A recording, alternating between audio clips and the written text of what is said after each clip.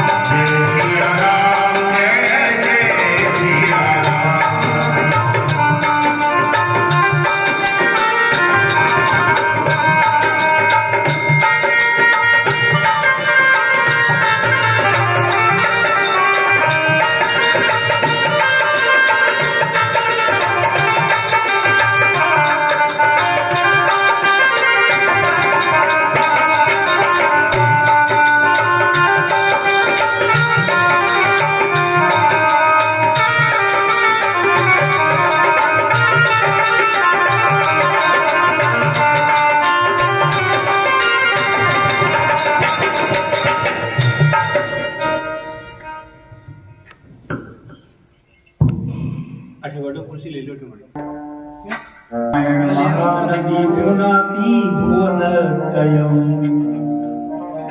नीलाम्बुज श्यामल कोमलांगम् सीता समारोपितवामभागम् पाणो महासायक चारुचापम् नमामि रामं रघुवंशनाथम्। श्री गुरु चरण सरोज रज निज मन मुकुर सुधारि वरनो रघुवर विमल यश जोदायक फलचार बुद्धिहीन तनु जानिके सुमिरो पवन कुमारी बल बुद्धि विद्या देहु मोहि हरहु कलेश विकार। जय हनुमान ज्ञान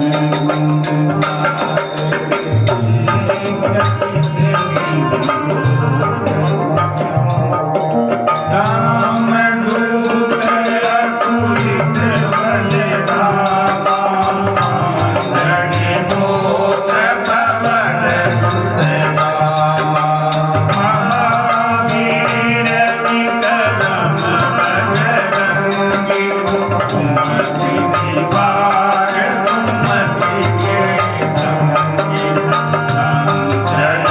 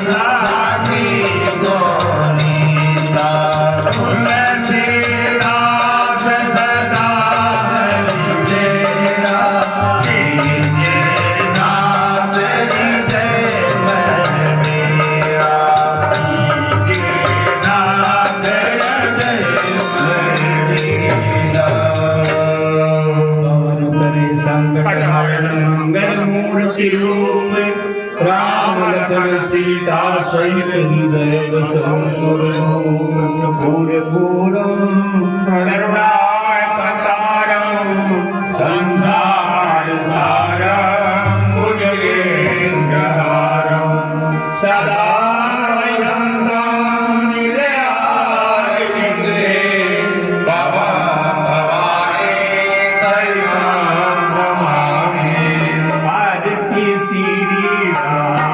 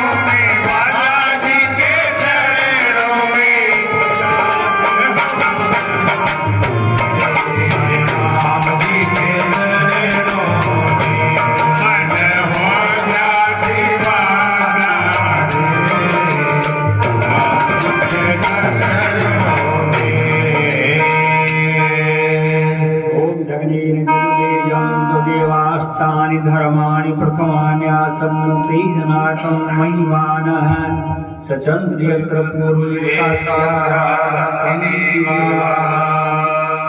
नाना सुगंधि पुष्पाणि यथा कालोद्भवानि च पुष्पाञ्जलिर्मया दत्तो ज्ञानामि परमेश्वर पुष्पांजलिं समर्पयामि नमः। बोले श्री रामचंद्र भगवान की जय हो। बोले श्री बालाजी महाराज की जय हो। बोले शंकर भगवान की जय हो। बोले पार्वती मैया की जय हो। बोले श्यामल हरि की जय हो। संतों को महंतों को प्रभात आरती का जय जय सीताराम। बोले सच्चे दरबार की जय हो। हर हर महादेव काल हर कष्ट हर दुख हरो दारिद्र हर बोले श्री शंकर भगवान की जय। सभी लोग अपने अपने स्थान पर आसन ग्रहण कर लीजिए। माय लक्ष्मणाय देव तस्य जनतात्मजाय नमोस्तु रुद्रेन्द्रयमानिलेभ्यो नमोस्तु चन्द्रार्कमरुद्गणेभ्ये नीलाम्बुजश्यामलकोमलाङ्गं सीता समारोपितवान् पाणो महासायक चारुचापं नमामि रामं रघुवंशनाथं। बोले श्री राम जी भगवान की जय हो। आज हमारी कथा का चतुर्थ दिन है, पूर्णिमा के दिन नवम्बर दिवस की कथा होगी। कल भगवान श्री रामचंद्र जी और श्री सीता जी का विवाह होगा। भगवान श्री राम की ये कथा जो हम 2 दिन में पारायण के हिसाब से करते हैं, सूर्य को दीपक दिखाने जैसा है। भगवान श्री रामचंद्र जी की कथा करने का अधिकार सिर्फ 2 ही लोगों को है, एक भगवान भोलेनाथ को और एक भगवान बजरंगबली को। बाकी हम लोग तो सत्संग के आधार पर भगवान श्री राम की चर्चा करते हैं। कथा का तो नाम है भगवान की सिर्फ चर्चा, और सत्संग के लिए ही भगवान की ये कथा का नाम है। एक बार श्री हनुमान जी महाराज ने सोचा, वाल्मीकि जी महाराज ने रामायण की कथा लिखी है, हमें भी उनसे ही सुननी चाहिए, क्योंकि राम कथा के सबसे बड़ी ऋषि सर्वप्रथम आर्ष वाल्मीकि रामायण जो लिखी थी उन्होंने ही लिखी थी। भगवान बजरंगबली उनके पास गए और बोले, महर्षि जी मुझे आप रामायण की कथा सुनाई। वाल्मीकि जी महाराज को मालूम था कि राम रसिक है, लेकिन उनके मन में थोड़ी सी शंका हो गई। बच्चे कितना ही राम का बड़ा भक्त हो, आखिर है तो बंदर की जात। मेरी जो उत्कृष्ट संस्कृत में लिखी हुई है राम कथा मैं उनको सुनाऊंगा, पता नहीं अर्थ को समझेंगे कि नहीं समझेंगे। फिर भी उन्होंने राम भक्त जान करके वो कथा श्री बजरंगबली से सुनाना प्रारंभ कर दिया। लेकिन ये शंका उनके मन में बराबर बनी रही कि कहीं मेरी कथा को समझ तो रहा है। तुलसीदास जी महाराज कहते हैं हनुमान जी के बारे में, उनकी पढ़ाई लिखाई के बारे में, बालपन में जब वे शिक्षा ग्रहण करने के लिए गई तो योग्य गुरु की तलाश में उन्होंने सर्वप्रथम श्री सूर्य नारायण देवता को अपना गुरु माना और उनके पास जाकर के बोले, सूर्य देवता मुझे आप शिक्षा दीजिए। सूर्य देवता ने कहा, हनुमान वो तो ठीक है, लेकिन मेरी गति कितनी तेज है। और शिक्षा तब दी जाती है जब शिष्य गुरु के सामने बैठे, और बैठने वाली स्थिति तो है नहीं। तो हनुमान जी महाराज ने कहा, मैं आपके ठीक सामने ही रहूंगा, जितनी आपकी गति है उतनी गति से मैं पीछे पीछे दौड़ूंगा। और यही हुआ। आप सोचिए, सूर्य भगवान की गति के बराबर पिछले पैरों से चल रहे हैं और उनकी इस गति को देख करके पाछले पगने गम गगन मगन मन क्रम को न भ्रम कपि बालक बिहार सो। सूर्य सो पढ़न गए हनुमान। जब सूर्य से पढ़ने गए तो पाछले पगने गम गगन मगन मन क्रम को न भ्रम कपि बालक बिहार सो। उनको ये भ्रम नहीं है कि मैं आगे चल रहा हूं कि पीछे चल रहा हूं। कौतुक विलोकी लोकपाल हरि हर विधि, तीनों देवता भी अचंभित हो गए उनकी इस गति को देख करके। तो महाराज श्री बजरंगबली ने चारों वेद पुराण शास्त्र सारे पढ़े हुए थे, लेकिन वाल्मीकि के मन में यह शंका तो आ ही गई। और अंत में उन्होंने एक दिन कह ही दिया, हनुमान मैं जो तुम्हें कथा सुना रहा हूं तुम ठीक से समझ तो रहे हो। हनुमान जी महाराज ने कहा जी इस बात का जवाब मैं आपको कल दूंगा। कथा तो पूर्ण हो ही चुकी थी। दूसरे दिन हनुमान जी महाराज एक पहाड़ उठा करके बाद मैं ऐसी वाल्मीकि जी के सामने ला करके रख दिया। हनुमान ये क्या है? महाराज ये रामायण लिखी है मैंने। वज्रांग नख, भगवान श्री बजरंगबली के नख जो है वो वज्र की तरह से है। उन्होंने साफ साफ शिलाओं के ऊपर में रामायण को अपने नखों से उकेर दिया। जब वाल्मीकि जी महाराज ने पहला पन्ना लिया तो उसके ऊपर में क्या श्लोक लिखा हुआ था? कल्याणानाम निधानम कलिमल मथनम पावनम पावनानाम। कल्याण के निधान, कलिमल को हरने वाले, पावनम पावनानाम। अब हम जो मंत्र बोलते हो, मैं अपवित्रम पवित्रवा सर्वावस्थाम गतोपि वा, ये स्मृत पुंडरीकाक्षम से वाह्याभ्यांतर है शुचि। जल के छींटे देते हैं लोग बात समझते हैं जल से सिंचन कर दिया पवित्र हो गए। लेकिन इस मंत्र का भाव क्या है? इस मंत्र का भाव है चाहे पवित्र हो चाहे अपवित्र हो, वाह्य अभी अंतर है, बाहर से भी और अंदर से। वो कैसे पवित्र होंगी? ये स्मृत से पुंडरीकाक्षम, भगवान का नाम लेने से पवित्र हो जाएंगे। दुर्वा के सिंचन करने से पवित्र नहीं होंगे यजमान, भगवान श्री पुंडरीकाक्ष का नाम लेने से पवित्र हो जाएंगे। तो कल्याणानाम निधानम पावनम पावनानाम। अब यहाँ सवाल प्रश्न ये हो गया कि जो पहले ही पवित्र है उनको और क्या पवित्र करेंगे? अपवित्र को तो पवित्र किया जा सकता है, लेकिन आप सोचिए जो पहले ही पवित्र है उसको अपवित्र कैसे किया जा सकता है? जो पहले से पवित्र है उसको और क्या पवित्र करेंगे? इसका भाव यह है कि गंगा जी में जब स्नान करते हैं तो पापों को उतारती है कि चलो हमारे आज पाप उतर गए। वो भी किनके उतरते हैं? जो इस बात के ऊपर में विश्वास करता है, जो इस बात के ऊपर में विश्वास करते हैं। एक बार पार्वती जी ने शंकर भगवान से प्रश्न किया, प्रभु गंगा जी में इतने आदमी स्नान कर रहे हैं फिर ये पवित्र क्यों नहीं हो रहे? भोलेनाथ ने कहा चलो परीक्षा ले लो तुम्हें, और एक गड्ढे में बुढ़े का रूप बना करके गिर गए। पार्वती जी ने बुढ़िया का रूप बना लिया और वहां से जो आ रहे थे उनसे पुकारने लगे रे कोई मेरे बुढ़ी को गड्ढे से निकालो, बुढ़ी को गड्ढे से निकालो। अब आए कहीं तो उनको एक ही बोले कि भैया देखो अगर पाप होगा तो तेरी मृत्यु हो जाएगी। अब सब वापस घूम जाए, सब वापस घूम जाए। एक विश्वासी व्यक्ति आया और उन्होंने कहा माता अभी तो गंगा जी से स्नान करके आए, अब पाप कहाँ बचेंगे मेरे? और फट से पकड़ के शंकर भगवान को बाहर निकाल लिया। ये विश्वास की बात।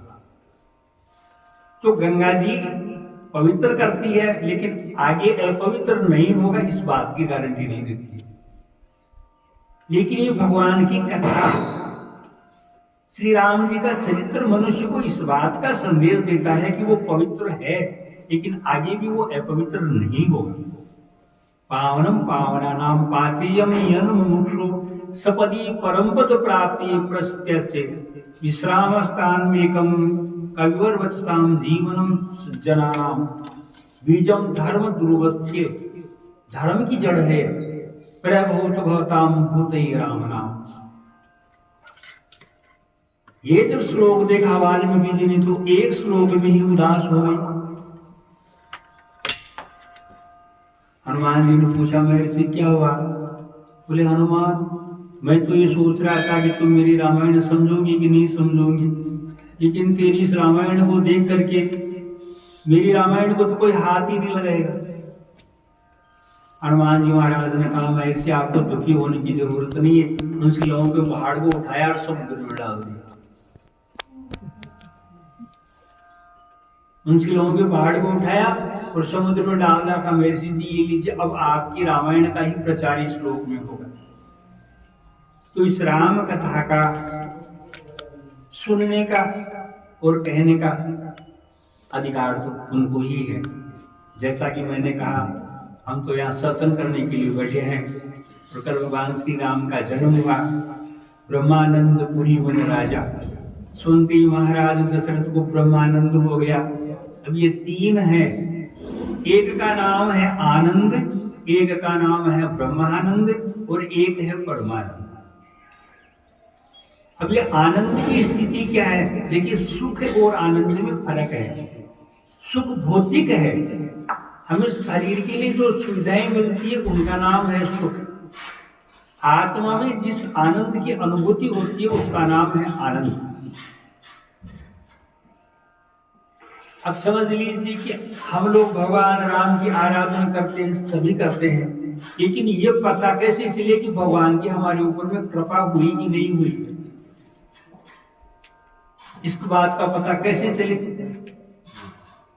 शास्त्रों ने हर प्रकार से हमें ये बात बताई है। अर्जुन ने भी भगवान से पूछा था श्री कृष्ण से कि जहां असमंजस की स्थिति हो वहां क्या करें? भगवान ने कहा था शास्त्रों का सहारा लो। रामचरितमानस में भी तुलसीदास जी लिखा है विधि निषेध में कलिमल हरणी कर्म कथा रवि नंदिनी वर्णी। विधि निषेध क्या करना है और क्या नहीं करना है इस बात का निर्णय देती है। आनंद आत्मस्वरूप हुआ, लेकिन भगवान के राम नाम लेने का हमें फल मिला कि नहीं मिला, प्रभु ने हमारे ऊपर में कृपा की कि नहीं की, इस बात का हमें पता कैसे लगेगा? शास्त्र कहते हैं मन में अभय का आना ही इस बात की साक्षी है कि आपके ऊपर में भगवान की कृपा हो रही है। मन में अभय का भाव आया। अब आप ये कहेंगे तो छोटी सी बात है, ये छोटी सी बात नहीं है, ये गूढ़ रहस्य की बात है। भगवान राम ने परशुराम जी से क्या कहा? अभय हो जो तुम ही डराई। अरे आप विप्र हो, महर्षि हो, मुनि हो, आपको कौन डरा सकता है? आपको तो वही डरा सकता है जो खुद अभय हो। स्वयं जो अभय हो वही आपको डरा सकता है। अब तुलसीदास जी महाराज कहते हैं इन लोगों में अभय कौन है? इन लोगों में अभय एक ही है, भगवान विष्णु के अलावा कोई ऐसा नहीं है जो अभय हो। इसलिए भगवान ने इशारा किया अभय होई जो तुम्हें ही डराई। हे महर्षि आपको विष्णु भगवान के अलावा और कोई डराने वाला इस संसार में नहीं है। और जैसे ही उन्होंने ये शब्द कहे परशुराम जी की आंखें खुल गई कि तो स्वयं ही ये तभी तो ऐसी बात कह रहे हैं। तो भगवान श्री राम की भक्ति करने का पहला फल है मनुष्य अभय हो जाता है, आनंद की अनुभूति होने लग जाती है आत्मा में। और दूसरा है ब्रह्मानंद। इससे ऊपर की श्रेणी जो होती है उसका नाम है ब्रह्मानंद। और जब साक्षात सगुण की उपासना का पूरा रस आने लगे, ऐसा लगे कि जैसे मैं साक्षी विग्रह में भगवान को देख रहा हूं, उस सुख का नाम है, उस आनंद का नाम है परमानंद। महाराज दशरथ ने सुना तो ब्रह्मानंद हुआ। और जब उनके हृदय में पूर्व जन्म की बात याद आई तो भगवान श्री दशरथ जी के मन में परमानंद की अनुभूति हुई और उन्होंने गाजी बाजी बजाई। उसके बाद में नंदी श्राद्ध किया। नंदी श्राद्ध करने के बाद में पूरी अयोध्या को अच्छी तरह से सजाया, गुरु वशिष्ठ जी को बुलाया और नामकरण का संस्कार भगवान ने करवाया। भगवान की लीला, गुरु वशिष्ठ जी से भगवान का नाम निकाल रहे हैं। दशरथ जी कह रहे महाराज इनका नामकरण करो वशिष्ठ जी से। वशिष्ठ जी तो जानते हैं कि इनका नाम कौन निकाल सकता है। हरि के 1000 नाम, लाख नाम, कृष्ण के केशव के करोड़ नाम, पद्म नाम विष्णु के, सारे नाम तो इनके ही इनके हैं। लेकिन पुरोहित्य कर्म तो करना ही था, इसलिए वशिष्ठ जी ने उनके नाम निकालना चालू किया। जो आनंद सिंधु सुख राशि,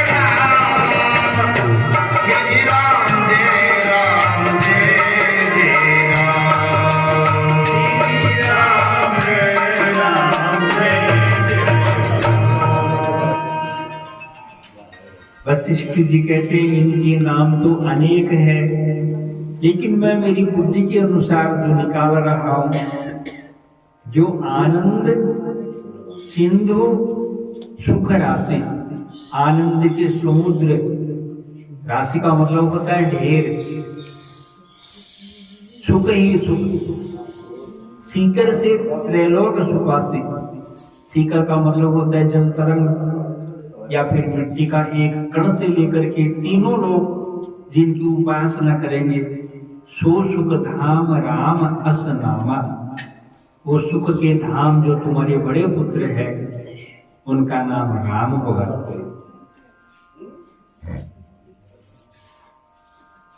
अब देखिए यहां नाम जो है वो वशिष्ठ जी किस तरह से निकालते हैं। भरना यानी रिक्तता को पूर्ण करना, संपूर्ण विश्व को पूर्ण करने वाले जो है उनका नाम है भरत। विश्व भरण पोषण कर हुए, भरण और भरण, भरने का मतलब रिक्तता को पूर्ण करना, और जो रिक्तता को पूर्ण करे उसका नाम भरत। विश्व भरण पोषण कर जोई, ताकर नाम भरत अस।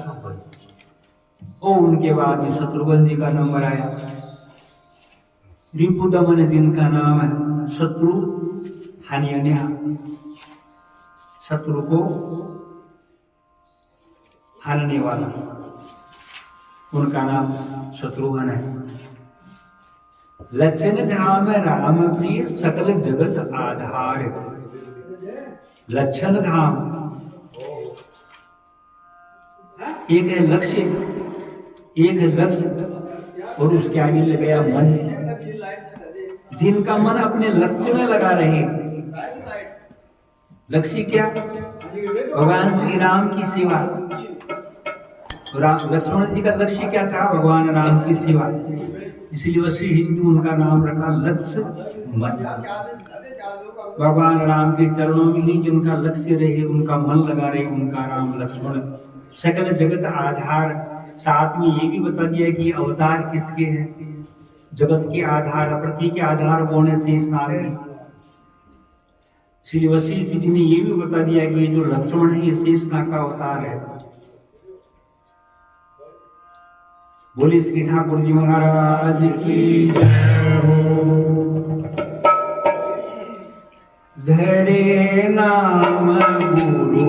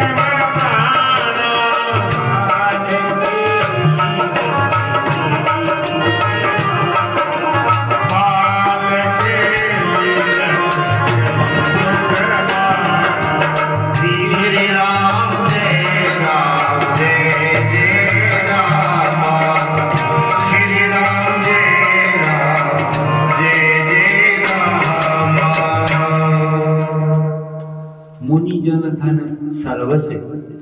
मुनियों का, मनुष्य का ये सर्वस्व है। वेदों के प्राण, यदि हरि हरमय वेद प्राण सो। ब्रह्मा विष्णु महेश इन तीनों देवताओं के पर्याय श्री राम और वेदों के प्राण हैं, ऐसा वशिष्ठ जी कह रहे हैं। अब भगवान के चरण चिन्हों में जो चिन्ह है, कई चिन्ह है। श्री जानकी जी के चरणों में जो चिन्ह बाईं पैर में है, भगवान श्री राम जी के चरणों में वही चिन्ह दक्षिण पैर में है। वशिष्ठ जी महाराज, श्री तुलसी जी महाराज बता रहे हैं, रेख कोली स्वर्ग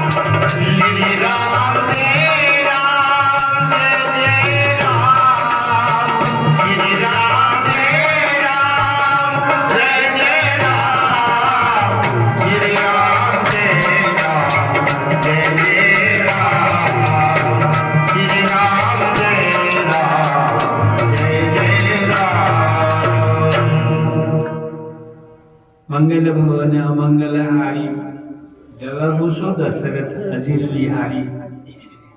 ये रामचरितमानस की चौपाई सभी जगह जहाँ नवा एकांत पारायण होता है 24 घंटे का, उसमें ये लगती है। ये चौपाई है मंगल के भवन, अमंगल को हारने वाले। जगहु का मतलब है मेरे ऊपर में प्रसन्न हुई कि भगवान बाल रूप श्री राम जो दशरथ जी के आंगन में घूम रहे हैं, ऐसा तुलसीदास जी महाराज कहते हैं। अब छोटे छोटे बच्चे हैं, मैया जी ने प्यार से उनका श्रृंगार कर दिया, वो घूम रहे हैं आंगन में। घुमत चलत राम बाजत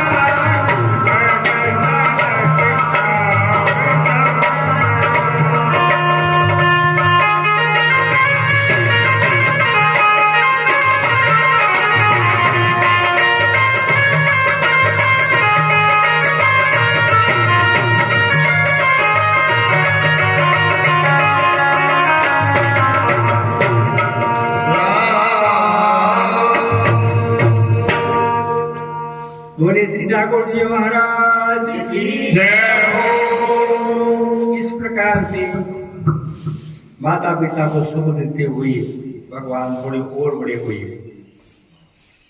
यही विधि राम जगत पितु माता,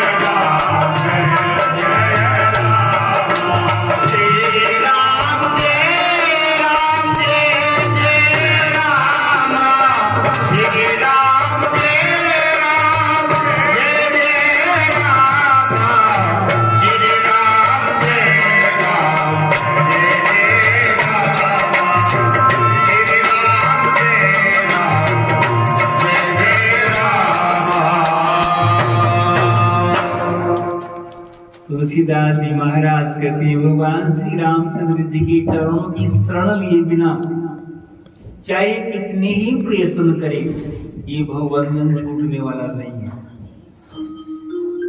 कौशल प्रवासी को सुख देते हुए भगवान थोड़े बड़े हो गए और माता कौशल्या की खुशी का तो कोई पार ही नहीं है। वो तो सारे दिन श्री राम जी को देखने में ही अपना समय निकाल देती है।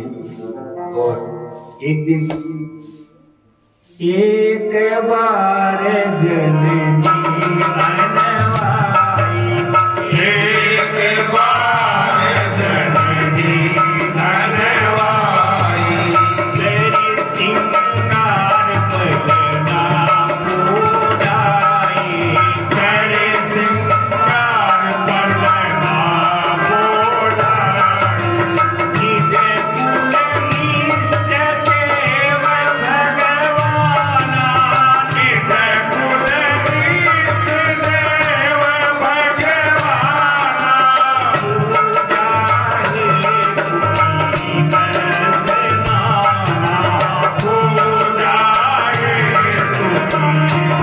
हसनाना, तेरी पूजा में वेद चढ़ावा, तेरी पूजा ने वेद चढ़ावा, आप गई जन्मा के बनावा, आप गई भाग बनावा, बहुरी बात सहमा चली आई, बहुरी बात सहमा चली आई, भोजन करत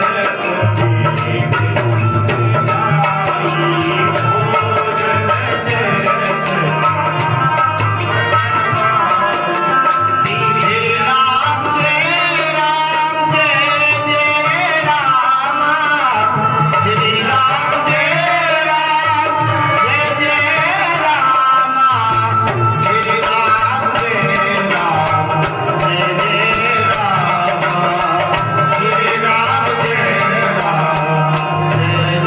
राम। एक बार माता कौशल्या जी ने भगवान श्री रामचंद्र जी को स्नान कराया, अच्छी अच्छी झुलियां पहनाई, काला टीका लगाया। कोरे तो नहीं थे, लगाने की तो जरूरत नहीं, लेकिन माँ को तो अपने शिशु प्यारे ही लगते हैं, चाहे काला ही हो। तो सांवरी के ऊपर में काला टीका लगा दिया, पलना में पोड़ा दिया, अपने भगवान को भोग लगाने के लिए हलवा बनाया, नैवेद्य बनाया और ले जाकर के रख दिया। एक बार वहां आई जहाँ भोजन बनाया था रसोई घर में, जाकर के देखा वहां भगवान के पास में तो भोजन कर रहे हैं राम जी। माता आश्चर्य में पड़ गई, ये क्या हो रहा है, आंखों का भ्रम, नहीं तो भी पलने में पोड़ाया था, दौड़ के पलने में जाती है तो वहां भी सूता दिखाई देता है, फिर दौड़ के आती है तो वहां भोजन करते हुए दिखाई देते हैं। माता जी की समझ ही नहीं है कि क्या हो रहा है। विषमय मंत्र देखी महतारी,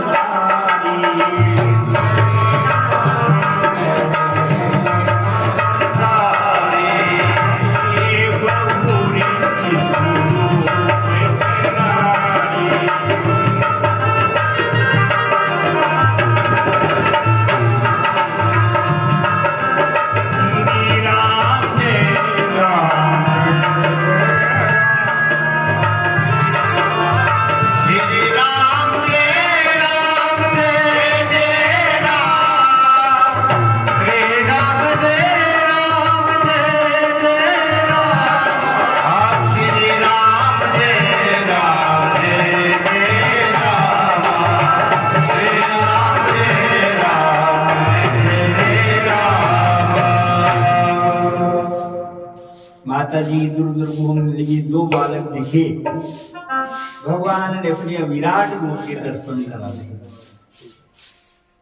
दिख रहा हुआ माता जी अद्भुत रूप अखंड, अद्भुत रूप अखंड, रोम रोम प्रति लागे कोटि कोटि ब्रह्मांड। जैसा श्री कृष्ण भगवान ने अर्जुन को ब्रह्मांड का रूप दिखाया था, वैसा ही विराट रूप भगवान श्री राम जी ने अपनी माता जी को दिखा दिया। और माता जी उस रूप को देख करके विस्मित हो गई और क्या कहती है,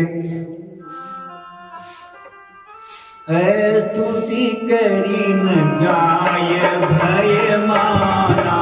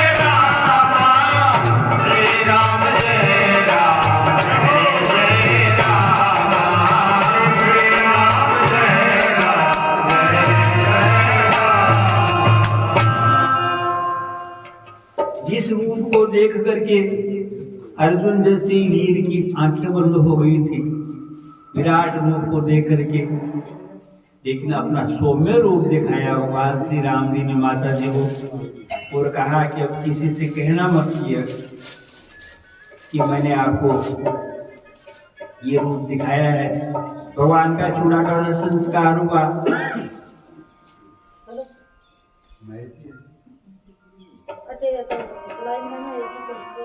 और उसके बाद में भगवान थोड़े और बड़े हो गए।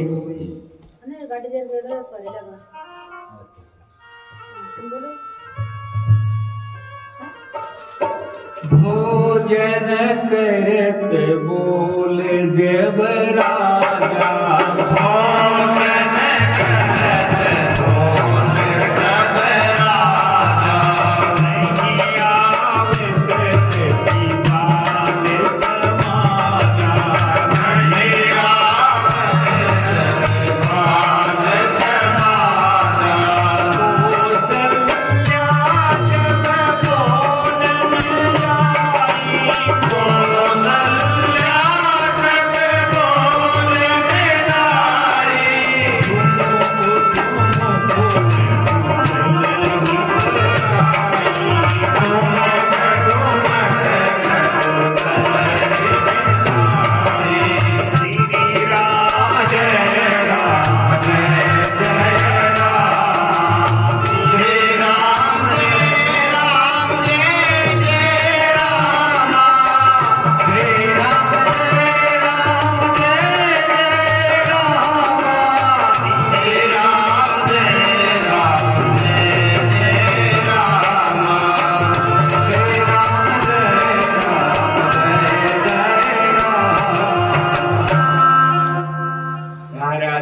कौशल्या जी भोजन करने के लिए कहते हैं, सुनते ही नहीं उनकी बात। तो कौशल्या जी दौड़ती है पकड़ने के लिए, जो वहां जाती है तो वहां मिलती है, वहां जाती है तो वहां मिलती है। ठुमुक ठुमुक चले पड़े और धूल के अंदर में लिपटे हुए। लेकिन महाराज दशरथ उनकी उस धूल को पहुंचते नहीं है, वैसे ही गोद में बिठा लेते हैं। धूल में सने हुए कोई थोड़े और बड़े हुए, यज्ञों को भी संस्कार हुआ और फिर भगवान की शिक्षा का नंबर आया। गुरु गृह गए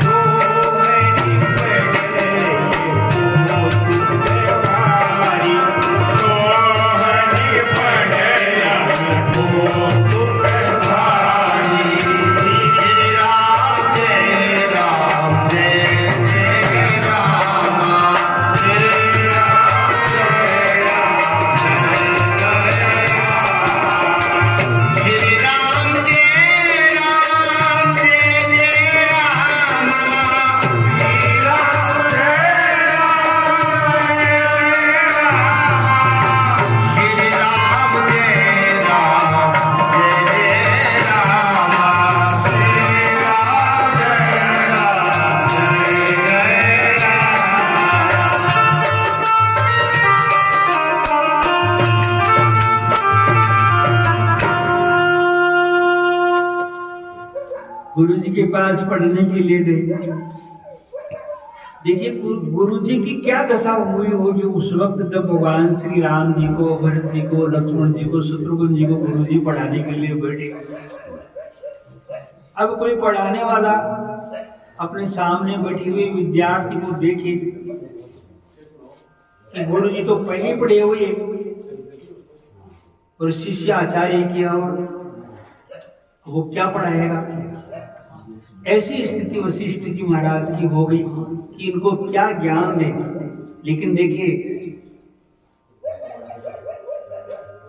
जिन्हें मर्यादा पुरुषोत्तम कहते हैं, उन्होंने कभी गुरु जी को यह एहसास ही नहीं होने दिया कि पूर्ण गुरु परमात्मा है। एक शिक्षक की भांति उन्होंने सारे नियमों का पालन किया। एक शिक्षक की शिष्य की भांति सारे नियमों का पालन किया। जैसे और विद्यार्थी थे वहां पर उन्हीं नियमों का पालन करते हुए थोड़े ही दिनों में उन्हें सारी विद्या आ गई।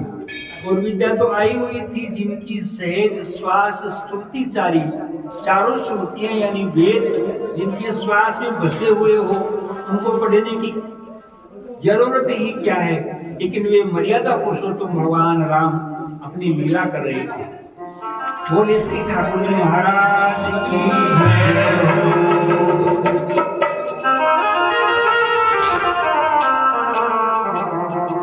बंधु सका नहीं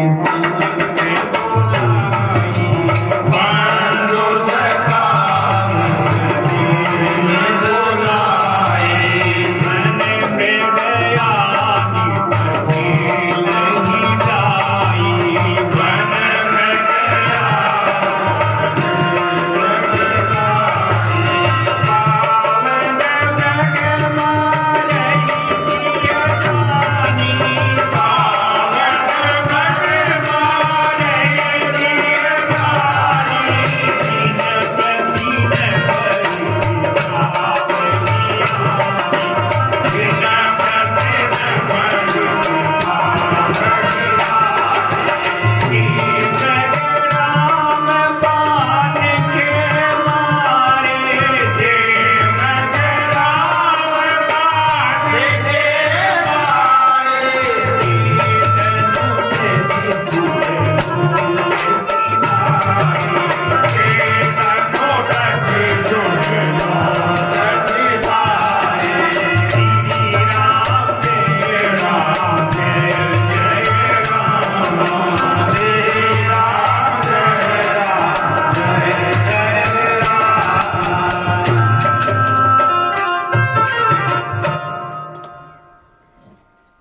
थोड़े बड़े हुए भगवान शिकार खेलने के लिए गए जंगलों में।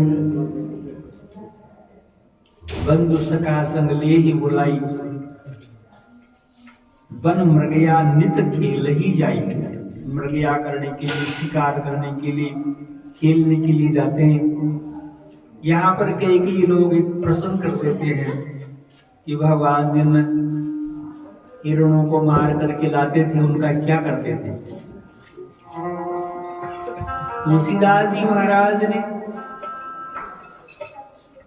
किसी भी प्रसंग के बारे में बात को अधूरी नहीं छोड़ी, उन्होंने सारी बात समझाई है। ये बात दूसरी है कि हम उनकी बातों को समझते नहीं है और अपनी तरफ से अलग अलग अर्थ कर लेते हैं।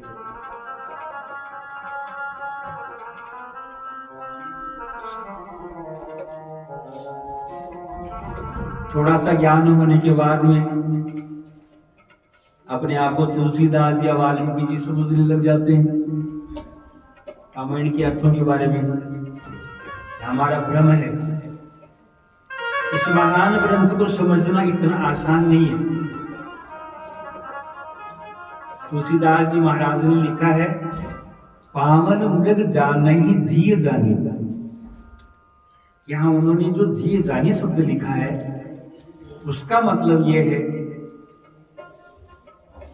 कि जो योग भ्रष्ट योगी होते हैं, किसी कारण से योग से भ्रष्ट हो जाते हैं, उनको भी पशु योनि मिलती है,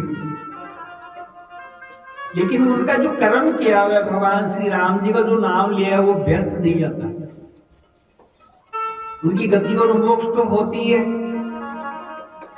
तो वो जो मृग थे जिन्होंने जिन मृगों को भगवान ने मारा, मृग मारे जिए जानी, वे पहले की योग भ्रष्ट योगी थे और भगवान ने उनको मुक्ति दिलाने के लिए ही उनके तीर मारे। ते तनु तज सूरलोक सिधारे, वे अपने शरीर को छोड़ करके स्वर्ग को चले गए। अब दूसरा प्रश्न यह होता है कि जब बाण लगा पीड़ा तो हुई होगी। इसका भी तुलसीदास जी महाराज ने जवाब दिया है, राम चरण दृढ़ प्रीति करी बाल कीन तम त्याग। भगवान के चरणों में दृढ़ प्रीति कर करके बाली ने अपने प्राणों का त्यागा। कैसे त्यागा? सुमन माल जिन्हें कंठ ते गिरत न जाने राम। हाथी के गले में माला पड़ी हुई है, वो अगर टूट के नीचे अगर गिर गई तो हाथी को क्या पता चलेगा? हाथी को पता नहीं चलेगा कि मेरे गले से माला टूट गई। वैसे ही जिन मृगों को भगवान श्री राम जी ने मारा था उन्हें पीड़ा नहीं हुई थी। जैसे ही बाण लगा, मर्यादा के हिसाब से मृत्यु को प्राप्त हो गई और उनकी आत्माएं भगवान को नमस्कार करके सीधे स्वर्ग लोक में चली गई। लाकर के दिखाने का मतलब क्या है? राम जी तो पुत्र थे, दशरथ जी पिता थे। वो लाकर के कहते थे कि देखिए महाराज, आज मैंने इतने जीवों का कल्याण किया। दिखाने का मतलब यही था कि आज मैंने इतने जीवों का कल्याण किया। कि दशरथ जी को तो मालूम था कि पूर्ण पर ब्रह्म परमात्मा है। इसलिए जो शंका करते हैं ना इस प्रकार की, ऐसी शंकाएं हमारे ग्रंथों के अंदर में नहीं है। उनका ठीक से प्रयोजन समझना चाहिए। और फिर भगवान क्या करते हैं? प्रातः काल उठी के रघुनाथा, प्रातः काल उठे रघुनाथा,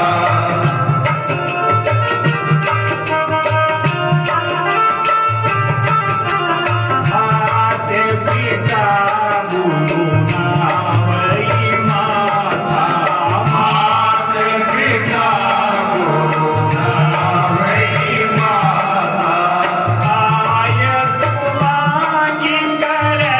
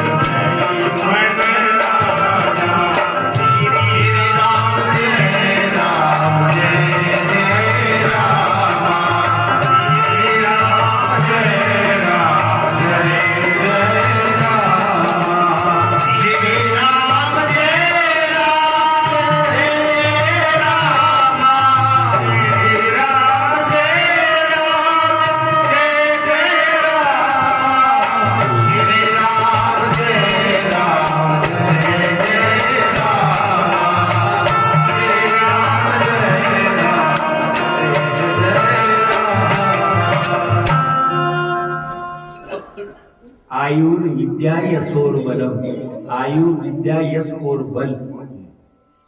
बुजुर्गों के चरण छूने से 4 चीजें मिलती है। भगवान श्री राम जी माता पिता गुरु को उठते ही प्रणाम करते हैं। भोलेनाथ कहते हैं पार्वती में आगे की कथा सुनो।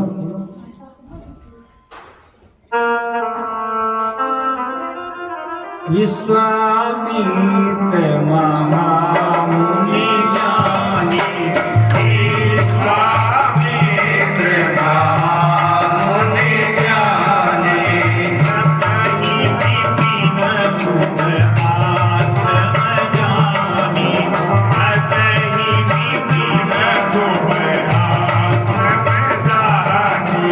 जय जप जय जोग मुनि करहि, जय जप जय जोग मुनि करहि, अति नारी सुबाहुरि धरहि। अति मारी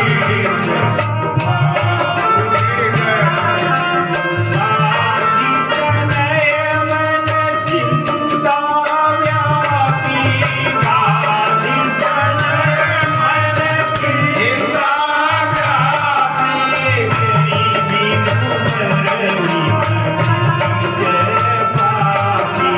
हरि बिनु मरहि सिंकर पापी। श्री राम जय राम जय जय राम, श्री राम जय राम जय जय राम, श्री राम जय राम जय जय राम, श्री राम जय राम जय जय राम,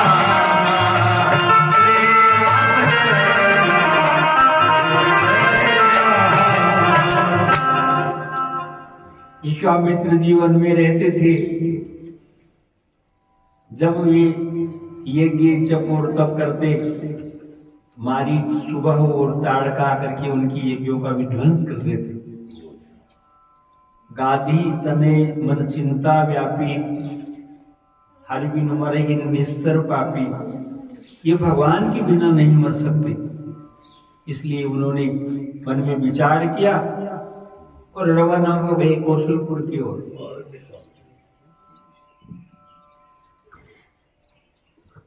मुनि आगमन सुना जब राजा, मुनि आगमन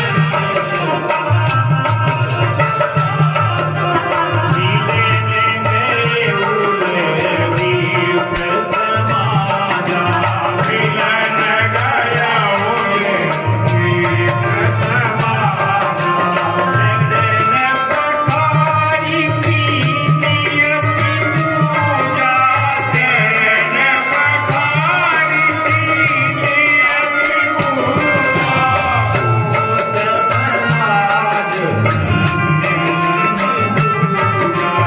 वो सब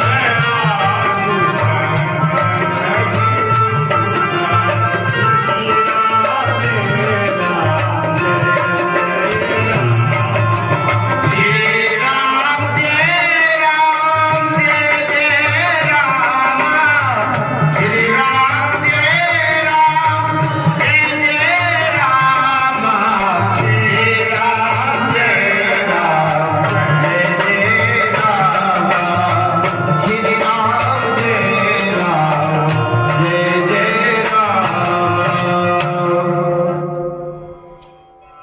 श्रेष्ठ ब्राह्मणों को साथ लेकर के विश्वामित्र जी का सम्मान किया, पैर धोए, विविध भांति भोजन करवाया, अनेक पकवानों के साथ में उनको भोजन करवाया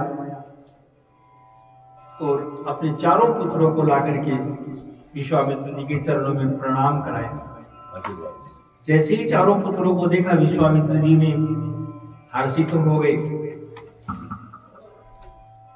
मन राम जी में ही लग गया और पूछते हैं के ही कारण आगे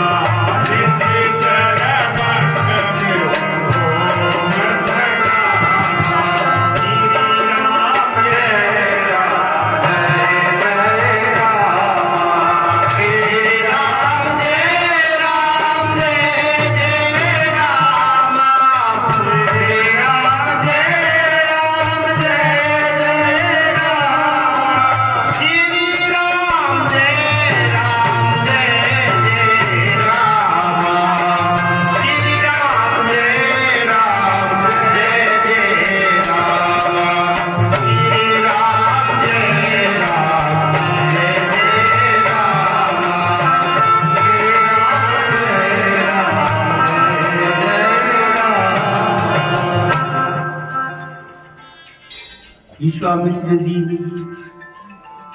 बड़े धुरंधर राजा थे।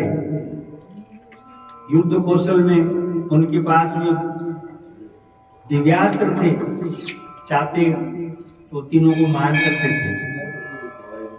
लेकिन हर संतन की बात में बात संतों की बात को कोई इतनी सरलता से नहीं समझ सकता है। एक प्रसंग के अनुरूप एक बात है। दो राज्यों की सीमाओं के ऊपर में एक संत महात्मा रहते थे। उन दोनों राज्यों में बहुत बड़ी वैमनस्यता थी। महात्मा जी सोचते कि अब हमारा तो जाने का समय आ गया है, लेकिन ये राजा अगर ऐसे ही लड़ते रहे तो दोनों राज्यों का नाश हो जाएगा। संतों की दृष्टि परोपकारी होती है, इसलिए उन्होंने एक निर्णय लिया और एक दिन राज दरबार में जा पहुंचे। महाराज को मालूम था कि सिद्ध पुरुष महात्मा है, अच्छी तरह से उनका स्वागत सत्कार किया और बोले, आइए महात्मा जी, आज किस प्रयोजन से आना हुआ। जैसे महाराज दशरथ जी ने पूछा ना विश्वामित्र जी कि आपके आने का प्रयोजन क्या है, उन्होंने बता दिया। तो वैसे ही उन महात्मा ने कहा, देखो राजन, अब मेरी उम्र करीब करीब पूरी हो गई है, उठने बैठने में भी दिक्कत होती है, भजन पूजन में भी दिक्कत होती है, संविदा लाने में भी दिक्कत होती है, तो मुझे एक सहायक की जरूरत है। राजा जी ने कहा, आप एक की बात करते हो, 4 ले जाओ। तो मुझे 4 की आवश्यकता नहीं है, एक ही सहायक चाहिए, लेकिन ऐसा हो जो मन लगा करके काम करे, जो सेवा भावी हो। और देखिए, सेवा के मामले में राजा पत्नी के सिवाय कोई और सेवा नहीं कर सकता है। तो अब मैं आप चाहता हूं कि आप मेरा विवाह करवा दीजिए। अब देखिए, उठने बैठने की हिम्मत नहीं है, संविदा लाने की, स्नान करने की हिम्मत नहीं है, वो राजा जी के पास विवाह करने के लिए आ गए। महाराज असमंजस में पड़ गए कि अब इनको जवाब दे, तो क्या जवाब दे। संत महात्मा कहते, महाराज राजा, सोचने की आवश्यकता नहीं है कि आप मेरा विवाह किससे करवाएंगे।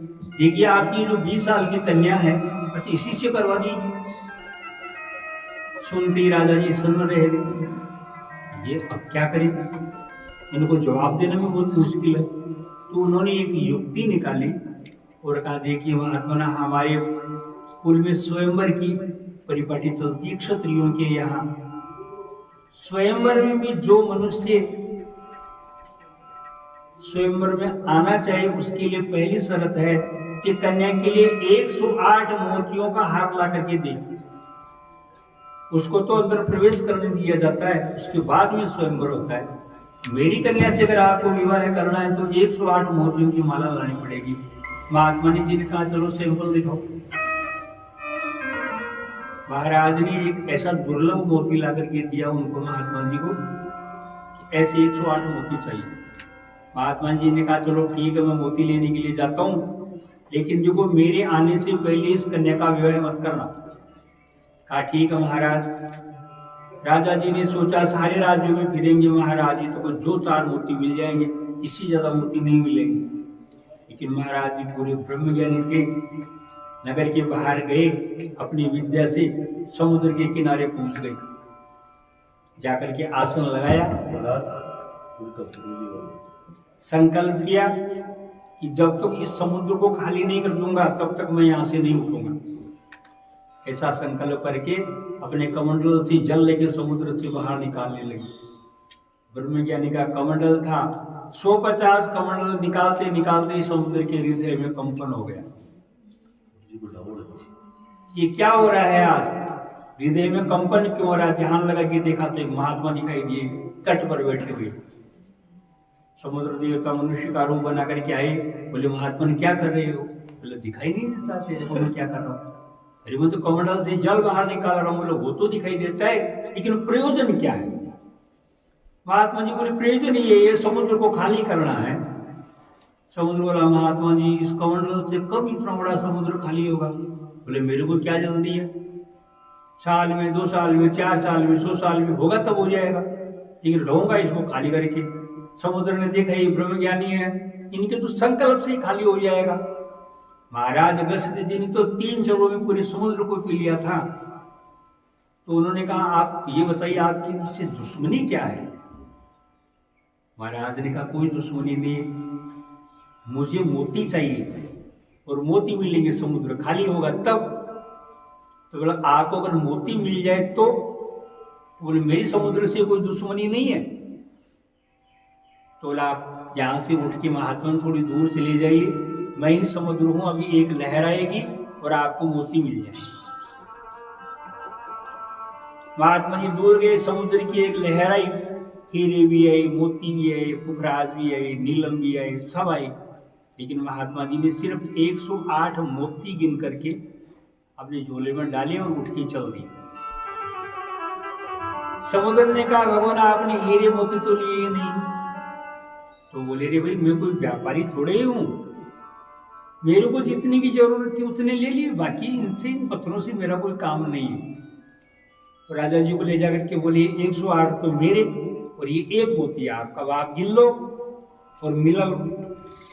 राजा जी आश्चर्य में पड़ गई, ये तो दुविधा हो गई, अब क्या करें? फिर मस्तिष्क लगाया कि पड़ोसी जो राजा है हमेशा परेशान करता है, महाराज का तो अभी कुछ दिन पहले निधन हो गया और राजकुमार है, अगर उसको किसी तरह से उसका कार्य पूर्ण करवा दिया जाए तो हमारा काम हो जाएगा। तो बोले महाराज जी पड़ोसी देश का जो राजकुमार है उसका आप सिर ला करके दे दीजिए, लाते ही इस कन्या से आपके फेरे करवा दूंगा। महाराज ने कहा हाँ क्या बड़ी बात है, ला देता हूँ, लेकिन देखो मेरे आने से पहले विवाह मत करना। ठीक है। महाराज तो उसी तरह से राजमाता के यहाँ गए, राजमाता ने उनका सम्मान किया। आई महात्मा कैसे आई? लो पड़ोसी देश का राजा तेरे पुत्र का सिर मांग रहा है। राजमाता को तो मालूम था ये महात्मा जी बड़े पहुंचे हुए हैं। कहा महात्मा ने काट पीट वाली बात मेरे से तो होगी नहीं, मेरा बच्चा है न आपसे होगी, आप एक काम करो इसको पूरे को ही ले जाओ। महात्मा जी ने कहा ये ठीक है, अगर सिर काटती तो झोले में डाल के ले जाना पड़ता, वजन लगता, अब अगर ये मेरे साथ चलेगा राजकुमार तो ठीक है, वजन नहीं लगेगा। राजमाता ने कहा प्रभु ये आपका ही है। आकर राजमाता चिंता मत करो, आप वहां ले जाकर के राजकुमार को खड़ा कर दिया। महाराज ने तब मारने का लिखा रुको, पहले रुको, पहले मेरा विवाह करो, फिर सिर के टुकड़े करो। कन्या को बुला ली श्रृंगार करके। अब महाराज तो थे ही बूढ़े, लेकिन नियमों के अनुसार उनका भी साफा सेहरा लेकर के आए, महाराज के सिर पर रख दिया।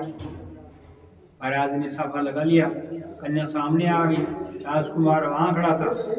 महाराज ने राजकुमार की तरफ देखा, कन्या की तरफ देखा, राजकुमार की तरफ देखा, फिर राजकुमार बोले यहाँ आओ, इस कन्या के बगल में खड़े हो जाओ। कन्या के बगल में खड़े हो गए, राजकुमार साफा उतारा और राजकुमार के सिर पर रख दिया। ब्राह्मण को बोलते हैं फिर रहो। राजा बोलते हैं महाराज आप क्या बात करते हैं, जिसको मरवाने के लिए लाया मैं तो मेरा शत्रु है और आप इसी से मेरी कन्या की शादी करवा रहे हो। ये तुम्हारी 2 शर्तें मैंने पूरी कर दी, अब इस कन्या पर तेरा अधिकार नहीं है। मेरा अधिकार मैं जिसके साथ चाहूंगा उसी के साथ इसका विवाह करवाऊंगा। और महाराज ने राजकुमार के साथ में कन्या का विवाह करवा दिया। वर्षों की दुश्मनी एक क्षण में पूरी हो गई, वर्षों की दुश्मनी एक क्षण में पूरी हो गई। ऐसे ही महाराज विश्वामित्र जी जानते हैं कि जनक राजा महाराज दशरथ को निमंत्रण नहीं देगा, लेकिन इस विवाह को तो करवाना है, इसलिए इस प्रयोजन से वे यहाँ महाराज दशरथ जी के राज दरबार के मान इस बहाने से आए। लेकिन महाराज दशरथ ने कहा प्रभु आपने ये क्या मांग लिया। वशिष्ठ जी ने समझाया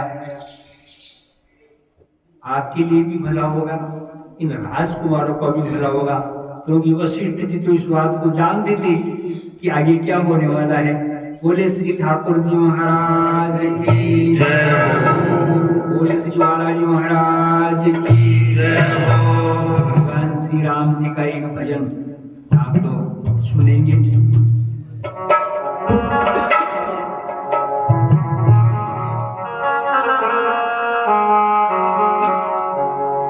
श्री राम जानकी बैठी है मेरे सीने में। श्री राम जानकी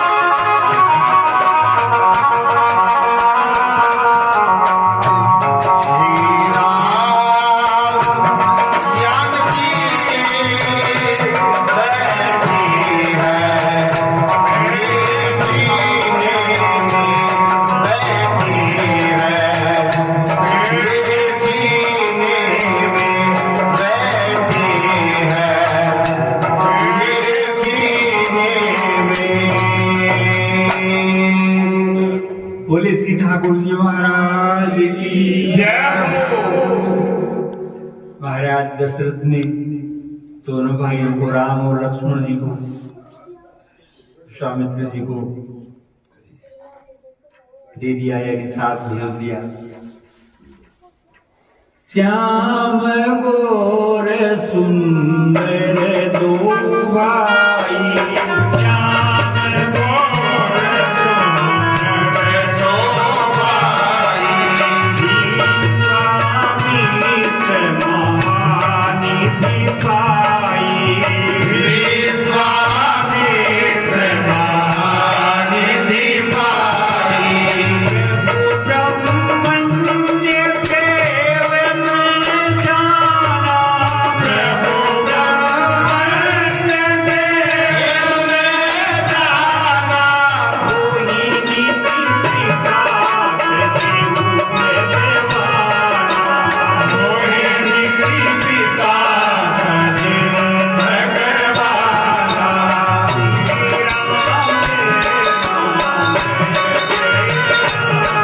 हो श्री राम राम जय जय राम, श्री राम जय जय राम, श्री राम जय राम, श्री राम जय राम जय जय राम, श्री राम जय जय राम। भगवान को लेकर के विश्वामित्र जी ने जैसी महानिधि को प्राप्त कर लिया और चल दिए। चलते चलते ताड़का वन में पहुंच गए। ताड़का के दो पुत्र थे, सुबाहु और मारीच। सुबाहु क्रोध का पुतला और मारीच मायावी, और ऐसा मायावी जो माया को ठग ले। भगवान राम की दो शक्तियां हैं, वैसे एक का नाम श्री देवी, एक का नाम भूदेवी। तो श्री सीता जी और श्री लक्ष्मी जी श्री देवी हैं, रुक्मिणी जी, राधिका जी ये भूदेवी है, और एक उनकी विशिष्ट माया जिसका नाम है विश्व मोहिनी, जो संपूर्ण संसार को अपने चक्कर में डाली हुई रखती है। भगवान की माया उसी को कहते हैं जो ज्ञान कर चित अपहरहि, बरी आई विमोह मन करहि, ऐसी है उनकी माया। श्रीमद् भगवत गीता में भगवान श्री कृष्ण ने कहा है, देवी सा गुणमयी मम माया दुरत्या। हे अर्जुन, ये जो मेरी त्रिगुण माया है, त्रिगुणमयी माया है, ये दुस्तर है, इसको तरा नहीं जा सकता। अर्जुन ने कहा, भगवान कोई उपाय तो होगा आपकी माया से पार पाने का। तो उन्होंने कहा, मनुष्य के पास इसका कोई उपाय नहीं है। एक उपाय है, मामेव ये प्रपद्यन्ते माया मेताम तरन्ति ते। जो मेरी शरण में आएगा उसको मेरी नाव में बिठा करके इस भवसागर से मैं पार करवाऊंगा। मनुष्य की बस की बात नहीं, चाहे वो कितना ही बड़ा ज्ञानी हो, कितना ही बड़ा भक्त हो। अब भक्त में और ज्ञानी में क्या फर्क है, ये मैं आपको सूक्ष्म रूप में बता देता हूं। भक्त भगवान को अपने पिता के रूप में देखता है। उदाहरण के तौर पर मैं आपको अपनी गृहस्थी का एक छोटा सा उदाहरण देता हूँ। 12 महीने का 1.5 साल का कोई बालक बालिका होती है, माता पिता उसको गोद में लेकर के ऊपर उठाते हैं, ऐसे उछालते हैं, लेकिन बालक रोता है कि हंसता है? हंसता है। क्यों हंसता है? इतने ऊपर उछालने के बाद अगर नीचे गिरेगा निश्चय प्राण निकल जाएंगे, लेकिन बच्चा फिर भी हंसता है। क्यों हंसता है? आप बताइए क्यों हंसता है? उसे इतना दृढ़ विश्वास है अपने माता पिता के ऊपर भी कि नीचे नहीं गिरने देंगे। वो अबोध है, लेकिन उसकी आत्मा में इतना विश्वास है कि ये चाहे कैसे भी उछाले नीचे नहीं गिरने देंगे। भक्त भी यही होता है, वो भगवान के अधीन और आश्रित होता है कि प्रभु मुझे गिरने नहीं देंगे चाहे कैसे भी उछाले। और ज्ञानी अपने बल पर चलता है। भगवान कहता है ज्ञानी मेरा बड़ा पुत्र है, जो सब प्रकार से समझदार हो गया, शादी करा दी, पत्नी को लेकर के अलग चला गया, तो उसकी क्या चिंता, हजार को उसके ऊपर में बैठा है। और छोटा बालक जो भगवान अपनी माता पिता के पास में है, उसकी तो चिंता करेंगे ही करेंगे। ज्ञानी भगवान का बड़ा बेटा है, भक्त भगवान का अबोध छोटा बच्चा है। इसलिए भगवान हमेशा भक्त की तरफ में ही देखते हैं। यह है ज्ञानी और भक्त की बात। भगवान की ये जो माया है, इस माया को ठगने वाला वो मारीच ताड़का का पुत्र था। अब यहाँ हमारे मन में, सबके मन में एक ही आती, ताड़का राक्षसी थी, ताड़का राक्षसी थी। और लिखा भी यही है कि ताड़का राक्षसी थी। ताड़का सुकेतु यक्ष की कन्या थी। उसके पिता का नाम था सुकेतु और जाति से थे यक्ष, वो राक्षस नहीं थे। लेकिन ये इतनी सुंदर थी कि सुंदरता के अभिमान में इन्होंने एक बार महर्षि अगस्त्य जी का अपमान कर दिया और उन्होंने इसको श्राप दे दिया कि तू इतनी उद्दंड है इस सुंदरता के कारण, तो यह राक्षसी का रूप धारण कर लिया। तो ये यक्ष की कन्या राक्षसी के रूप में महर्षि अगस्त्य के श्राप से बनी थी और 1000 हाथियों का इसका बल था। फिर राक्षसी बनने के बाद भी इसने सूड नाम के दैत्य से अपना विवाह कर लिया। इसके पति का नाम था सूड और 2 बेटे थे, मारीच और शुभा। और ये रिश्ते के अंदर में मारीच रावण का मामा लगता था।